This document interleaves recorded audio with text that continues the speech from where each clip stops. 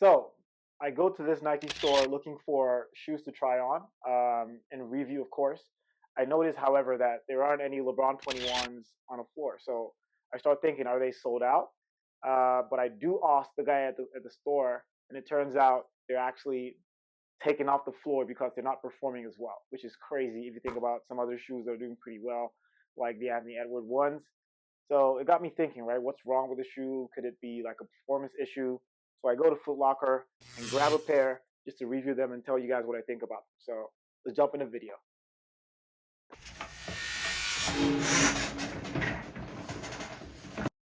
Hi Hoopers, welcome back to the Shoe Sayer. So in order to evaluate the LeBron 21s, we're going to look at four major criteria. First, we're going to give it a score over 10 for comfort, then a score over 10 for design and aesthetics, another score over 10 for price, and finally a score over 10 for performance. Then we're going to combine these four criteria into one overall score based on the weights of the different factors. So we have a lot to talk about. Can't wait to get into it. So let's go. So jumping straight right into comfort and fit, right? The way I like to look at comfort is, can you put these shoes on and just forget that you're wearing them, right? So that is what comfort means to me. For fit, how do these fit, right? So when you wear these, they conform to your feet really well. They're really snug. You don't feel like you're wearing anything extra. I only have two major complaints in terms of fit, right? So this has like I got to show you this. This has like a quilted lining in here, so there's like a quilt material there, which is pretty nice. When you feel that on top of your ankle. However, this lid, the lid here, like the cap of the tongue, it sort of pokes into your ankle, right? So it's almost like when you're running or you try to make a quick cut, it's going to attack your ankle. So it might make you feel a little bit uncomfortable. So that's definitely a minus for me, but it's something that's really a bit minimal. Might not be an issue for most people. But that's one thing that bothered me in terms of the fit. Also, the lacing, right? So I had to lace these guys up like 20 times. Okay, maybe like 5 times when I was playing today, but they just kept on coming off, right? So those two things are the two negatives. But in terms of everything else, you can see that it has a decent amount of padding here. In terms of the Achilles pillows, they really feel good. So when you put your foot in here, this material, right? This is leather, but it has like some shellfish guide wires underneath that just run all the way through the shoe and sort of like keep your foot locked in, right? So in terms of fit, I think these fit extremely well, and I would give these a score of 2 out of a possible 2.5 for fit. So great shoe when it comes to fit. And then how easy it is to put the shoes on and take them off, extremely easy, right? I think once you get past these first two laces, once you just loosen those up a little bit, you can jack the tongue up and just look at this, right? You have a lot of space, and you can put your foot in, and you can also take your foot out quite easily, right? So in terms of how easy it is to put your foot in and take it out, that's really few shoes are better, right? It's pretty easy to do that. For ease of put it on, highest score, so I give that 2.5, right? So now, how breathable are the shoes? It looks like it'll be a pretty hot shoe because although it does have like these pores on it, there is really no airflow through the shoe, right? If you try to blow in a shoe, I mean, you feel a little bit of air, but it's really, it's not that much. However, I did play indies on Thursday and Saturday back to back, and I played for altogether maybe 2.5 hours. And my personal feedback is that there isn't really a ventilation issue, right? So it does play pretty well, and your feet don't actually get too hot. So just for that, I wouldn't give it top marks for breathability, but instead of 2.5, I would give it a 2 out of 2.5 for breathability. And for weight, it's pretty light, right? Most LeBrons before the LeBron 20s and now the LeBron 21s were pretty heavy, right? So people, when they think LeBrons, they think, wow, these shoes are gonna, you know, be like an anchor on my feet while I play. But really, these shoes are really light, just like the 20s were. And then, I give it top marks top marks for weight as well. So for weight, it gets top marks 2.5. So overall for comfort, it has a fit score of 2, ease of putting on 2.5, breathability of 2, and then a weight score of 2.5. So overall pretty good. That's a 9 for comfort and fit. Moving on to the next factor, right? Design and aesthetics with a weight of 20%. Uh, so how you think about this is, you don't want to look ugly, right? Even if you're dropping 40 points or you're having a great game, you want to do that in style, right? So we have 4 factors under design and aesthetics. First one is visual appeal, right? So how do they look in general? And to be honest, this shoe really looks good on foot, right? I played in these, and I got compliments left, right, center, and they actually look, for ball shoes. They look pretty good. So I'm not gonna hate. They might even be better looking than the LeBron 20s a little bit on foot, on foot.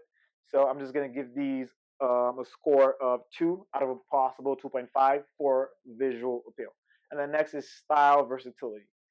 For me, right, so style versatility is, can you wear these, on a date? Can you wear these out? Can you wear these just in street clothes, etc.?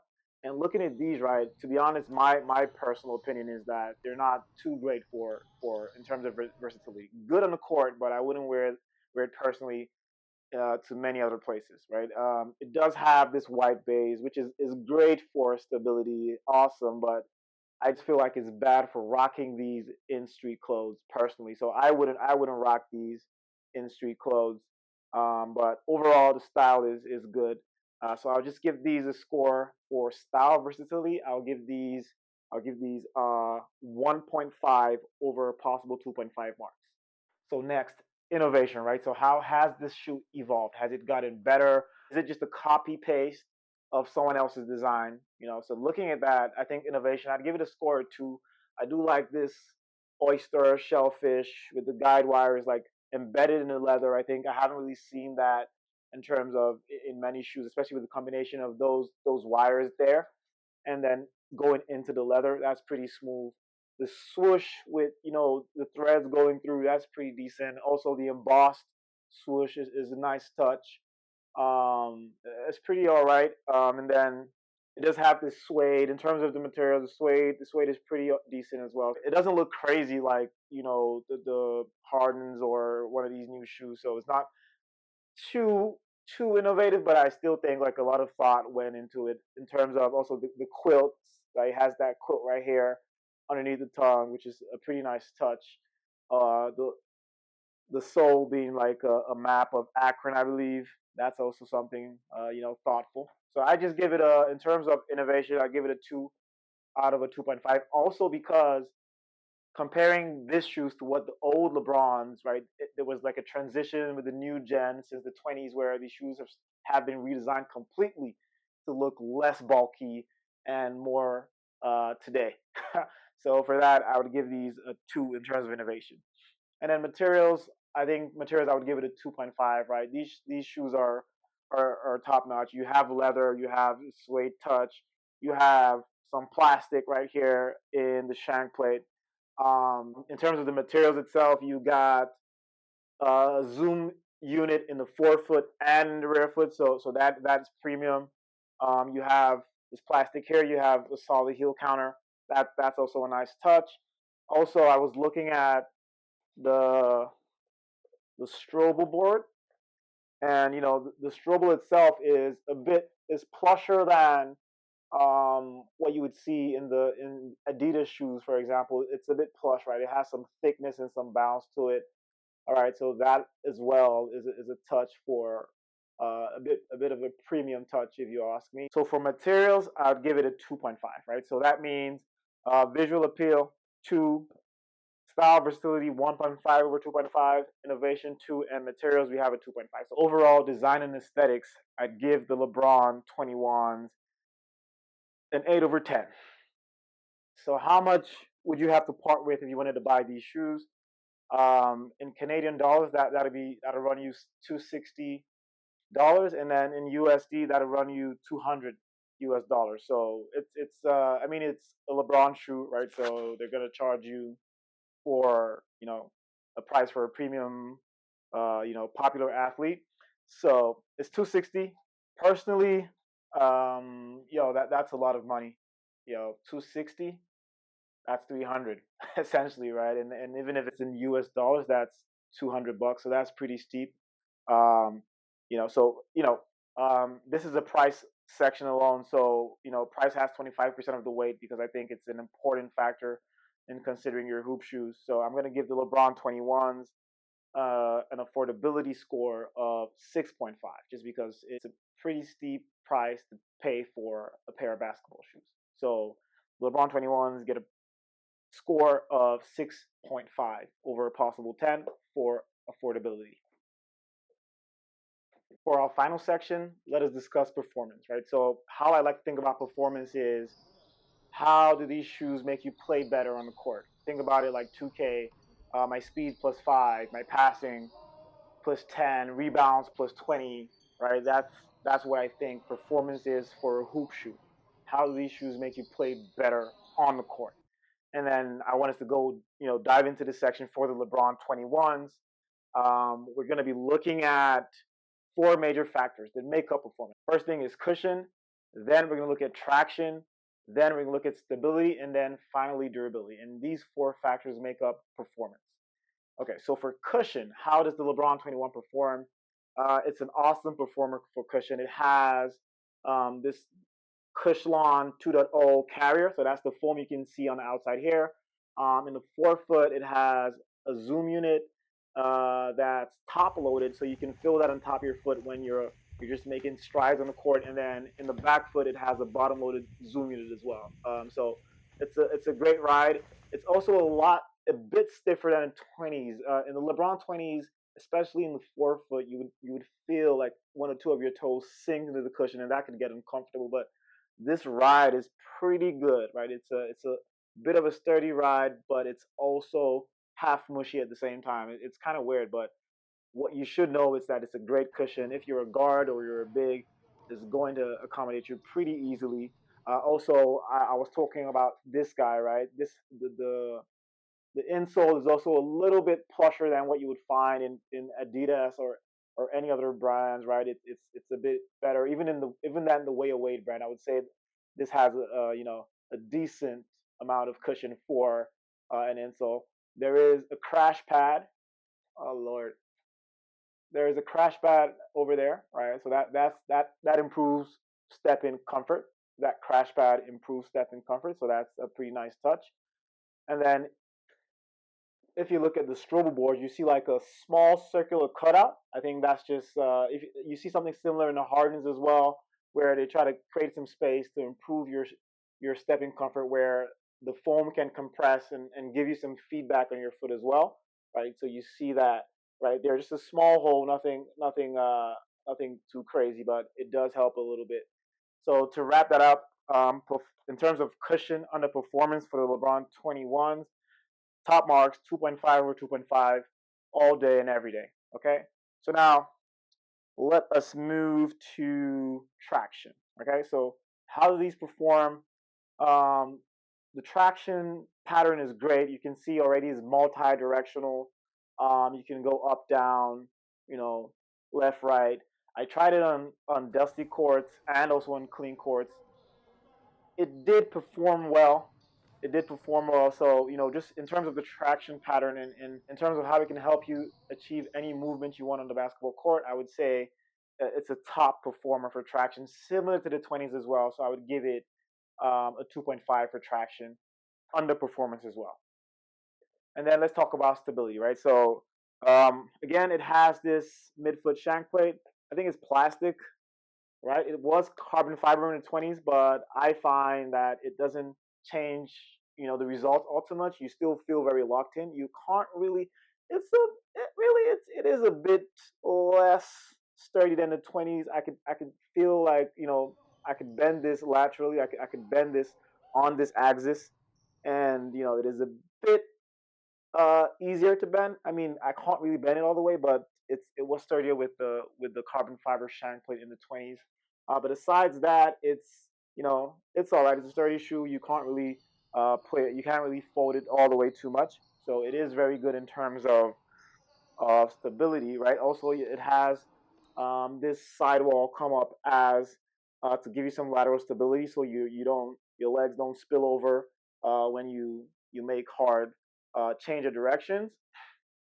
So stability, you'll be fine. You also have the guide wires that are like this shellfish thing that come up and really hold your foot, right, so that you don't have any mishaps. Also, it gives you like a one-to-one fit. You really feel like the shoes are part of your foot, which is very important for stability. So for stability, I would give these shoes on a performance 2.5 as well. So far so good, right? Cushion 2.5, traction 2.5, stability 2.5 um, so far, right? So the last thing we're going to talk about on the performance is durability, right? So what about the shoe in terms of how long it'll keep you playing at an elite level? That is what durability is. So what is going to wear off in the shoe? Could it be something affecting the traction? Could it be something affecting the stability that I don't think is going to age well, right? So that's what we consider under durability. So for the LeBron 21s, the only knock I have on these shoes is the durability. Like it's insane, right? I'm gonna put a bunch of pictures to show you guys some stuff. But if you look at this, right, you see this. Can you see that? Can you see that? Can you see right here? I hope you can. I'm gonna put that up, right? I've played in these for 2 days alone, and the outsole has started wearing like significantly, right? I know what some of you are thinking, right? Is it that maybe because this is solid rubber, right? Maybe if it's translucent, then it might be a bit better. It might not wear off because different rubber compounds, all of that. So I called my brother. He has the Accoya colorway, right? So I'm going to put that up there. And I called a friend who has the Purple Rain colorway. And essentially, the shoes wear off at the same exact spot in the heel to the left and to the right. So for the Purple Rain colorway, you can see it when I post it right here. You can see it wearing off at the heel, and the owner hasn't even played in it for over 5 times, right? And this is a $260 shoe, so that is the knock. Over time, if you play in the LeBron 21s, and these are all indoor players, right? If you played it, I played it once. I saw some wear and tear. I was like, okay, maybe this is nothing. By the second time, it started getting a bit more significant. And then I have people who've played in it 5 times, 6 times, and it's wearing down. So if you want to have this as your main hoop shoe, my advice would be probably don't, because it's gonna wear out, in terms of the heel. And if you play outdoors, just forget about it. Just do not get the LeBron 21s if you play outdoors. I would advise that. But if you play indoors and maybe you have 15 shoes in rotation and you just like the way it plays, because overall it's a great performer, just except from the fact that the traction starts wearing off. So over time, the performance is going to drop when you can't make those movements on the court and when the traction starts to fail you and your feet start to slide on the court. So that is something you have to watch out about, right? I have the LeBron 20s right here, right? The uninterrupted colorway, one of my favorite shoes to hooping as well, right? But if you check this out, right, if you look at this, is the traction here is as good as new. It's as good as new. So it has a similar traction pattern to the LeBron 21s. But what I noticed is that the rubber is just tougher all around, right? So essentially, right, if you had maintained, like made all the changes to the upper that you wanted the LeBron 21s and just brought the tractions from the 20s and used that from the 21s, you would be good. You'd have a 9.5 over 10 performer or 9 over 10 performer, right? But what happened is by opting to use this different traction, which is similar but not exactly the same for some reason. I don't know whether they were cutting costs, but you have a shoe that is not really worth that money, right? If I buy a shoe for 260 bucks, I shouldn't have to watch my traction, start escaping after the first 1 or 2 games. That is just insanity. So for durability, I have to give the LeBron 21s a score of 1/2.5. So it was max in cushion, max in traction, max in stability, but durability had a 1/2.5. So overall, 8.5 for the LeBron 21s. So now it's time to give the LeBron 21s an overall score. after having considered performance, comfort and fit, design and aesthetics, and also price. So for performance, LeBron 21 has a score of 8.5. Great cushion, great traction, great stability, but just fell short in terms of durability, right? You can't have a shoe, you know, where the traction starts slipping off after playing it once, twice. That's just not acceptable in today's uh, you know, game, right? For comfort and fit, it has a score of 9, right? Because it's in terms of weight, it's great, easy to put on and take off, almost a perfect fit. And although it's not very ventilated in terms of holes and all that, and in terms of airflow, it doesn't feel too hot when you have them on feet and when you play in them, right? So a score of 9 for comfort and fit. Design and aesthetics, it has a score of 8. I think its visual appeal on the court is really good. Innovation is pretty good as well. Materials are top notch. Has a max for materials. And then style versatility is sort of like middle of the park there. It is, it's all right, but I wouldn't really wear this out personally to, too many other functions, right? Apart from playing basketball. So it has a score of 8. And then for price, right, it is an expensive shoe. So for affordability, it has a score of 6.5 over a possible 10. Overall, because performance has a weight of 30%, comfort has a weight of 25%, design and aesthetics has a weight of 20, and then finally, price has a weight of 25. So overall, the LeBron 21s get a score of 8.025, right? So still a very solid performer. I think, there are shoes that are like 9 and above, but 8 to 10 really are essentially solid performers. If the durability was way, way, way better, then it'd probably be in that range of 8.5 to 9. For example, the LeBron 20s are essentially the same shoe as the 21s. They just have a better durability in the outsole here. So when I ran it through my review, it had a score of 8.5, and then LeBron 21s had a score of 8. So if you are looking to buy, I know that the LeBron 20s are on sale a lot, especially in the States, right? So you can pick those up because I think overall, in terms of value for money, they're probably a better buy than the LeBron 21s. So we'll get you that. So that's it, Hoopers. Thanks for watching the video. Please let me know in the comments what you think about the LeBron 20s and also the LeBron 21s. Also, if there's any other type of video you'd like me to do, please let me know so I could consider that and try to get that up for you. I also have a video here in case you want to be able to dive deeper into how to select a basketball shoe before you make a purchase decision. Please go check that out. Also, please subscribe. It's a new channel. You guys have been helping out a lot. I really appreciate it. Please keep the subscribes coming. And yeah, I'll see you guys later. Bye, Hoopers.